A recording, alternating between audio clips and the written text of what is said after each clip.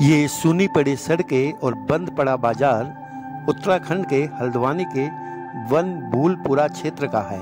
गुरुवार को एक पक्ष द्वारा पथराव और आगजनी की घटना के बाद हल्द्वानी में कर्फ्यू लगा दिया गया और दंगाइयों को देखते ही गोली मारने के आदेश जारी कर दिए गए। दंगाइयों से निपटने के लिए की गई पुलिस फायरिंग में 6 लोगों की मौत हो गई। शहर में शांति व्यवस्था बनाने के लिए कर्फ्यू लगा दिया गया और इंटरनेट सेवा बंद कर दी गई। गौरतलब है कि वन भूलपुरा में गुरुवार शाम को हिंसा भड़क उठी थी।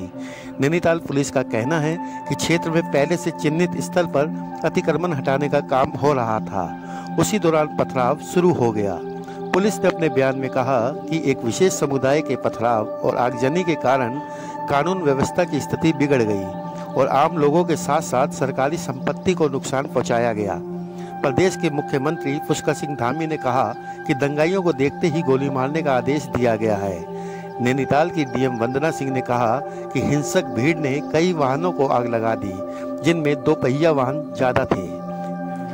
हिंसा में 1 दर्जन पत्रकारों समेत कई पुलिसकर्मियों और नागरिक प्रशासन के लोग भी चोटिल हुए हैं। सुरक्षा स्थिति को देखते हुए केंद्रीय सुरक्षा बलों की 4 बटालियन समेत आसपास के जिलों से पुलिस बल गुरुवार को हल्द्वानी पहुंच गया था।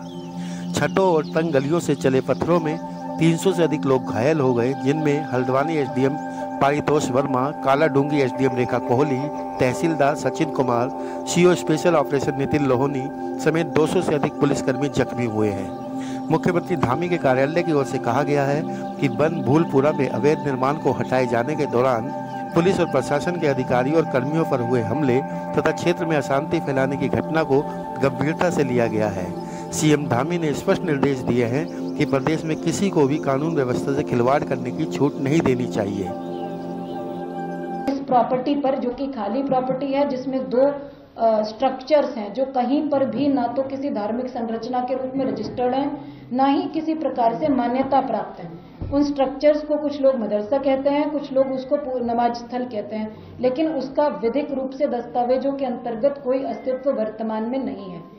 उनको हमने खाली कराया, जो ओपन स्पेस था उसका कब्जा ले लिया गया और एक नोटिस परिसंपत्तियों पर, स्ट्रक्चर्स पर चस्पा करा गया, क्योंकि कथित रूप से ये एरिया मलिक का बगीचा नाम से जाना जाता है, जबकि कागजों में जो डॉक्यूमेंट्स हैं, दस्तावेज हैं नगर निगम के, वहां मलिक का बगीचा के नाम पे दर्ज नहीं है, नगर निगम की नजूर भूमि के रूप में दर्ज है। तो इन स्ट्रक्चर्स पर नोटिस चस्पा करे गए और खुद से ही अपना अतिक्रमण 3 दिन के अंदर हटाने के निर्देश दिए गए। 3 दिन के अंदर अतिक्रमण न हटाए जाने की दशा में या तो अपने अभिलेख प्रस्तुत करेंगे जिससे स्वामित्व सिद्ध हो सके, या तो हटाएंगे, अदरवाइज नगर निगम द्वारा हटा दिया जाएगा। ये बिल्कुल क्लियर इंस्ट्रक्शंस संबंधितों को 30 तारीख को दे दिए गए थे।